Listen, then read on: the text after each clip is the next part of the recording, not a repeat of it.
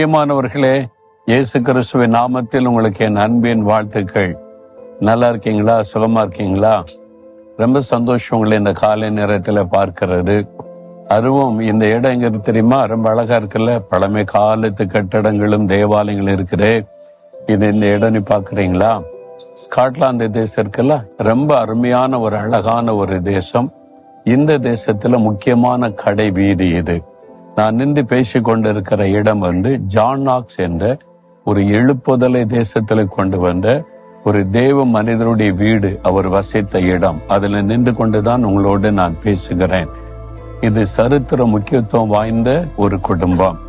15ஆம் நூற்றாண்டுல தேசம் பாவத்தினால் பாழாய் போன சமயம், எங்கு பார்த்தாலும் மதுபான கடைகள், நடன கிளப்புகள், ஜனங்கள் ஆண்டவரை மறந்து குடியிலும் வெறியிலும் வேசித்தனத்தில் வாழ்ந்த காலம்.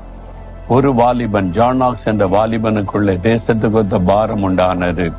அவன் ஆண்டவரிடத்திலே முழங்காலில் நின்று கதறினான், ஆண்டவரை, ஸ்காட்லாந்து தேசத்தை எனக்கு தாரும் அல்லது நான் சாகட்டும் என்பதாக ஒரு எழுப்புதலுக்கான தாகமும் பாரமும் உள்ள ஒரு வாலிபனாய் ஆண்டவர் இரவும் பகலும் ஜெபம் பண்ணினார்.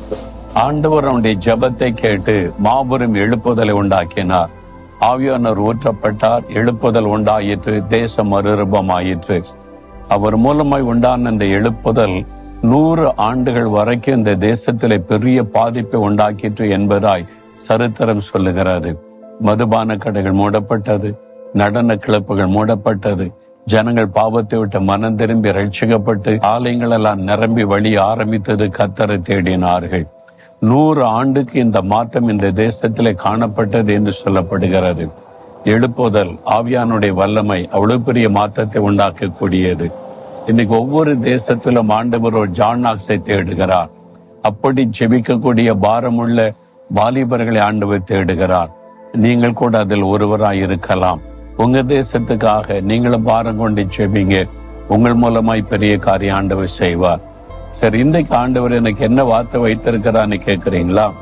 சகரியா தீர்க்கதரிசன புஸ்தகம் 8ஆம் அதிகாரம் 13வது வசனம். நீங்கள் ஆசீர்வாதமாய் இருக்கும்படி நான் உங்களை ரட்சிப்பேன், பயப்படாதீங்கள், உங்கள் கைகள் திடப்பட கடவுது.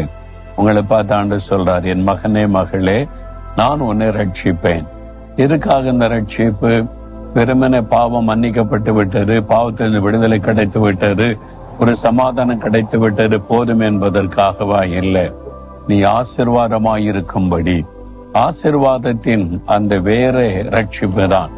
அப்ப நம்ம ரட்சிக்கப்படும் போது நம்முடைய பாவம் மன்னிக்கப்பட்டு சமாதானம் பெற்றுக்கொள்வது மாத்திரம் அல்ல, அதன் பிறகுதான் உண்மையான ஆசீர்வாதம் நம்முடைய வாழ்க்கையில் ஆரம்பிக்கிறாரு.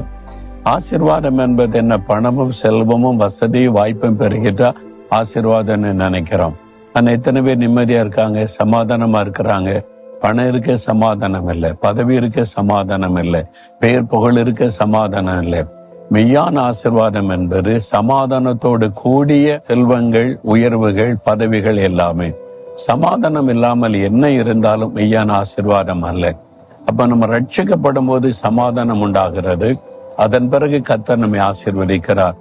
வருமானம் ஆசீர்வதிக்கப்படும், வேலை ஆசீர்வதிக்கப்படும், நிலங்கள் ஆசீர்வதிக்கப்படும், உங்களுடைய பிள்ளைகள் ஆசீர்வதிக்கப்படும்.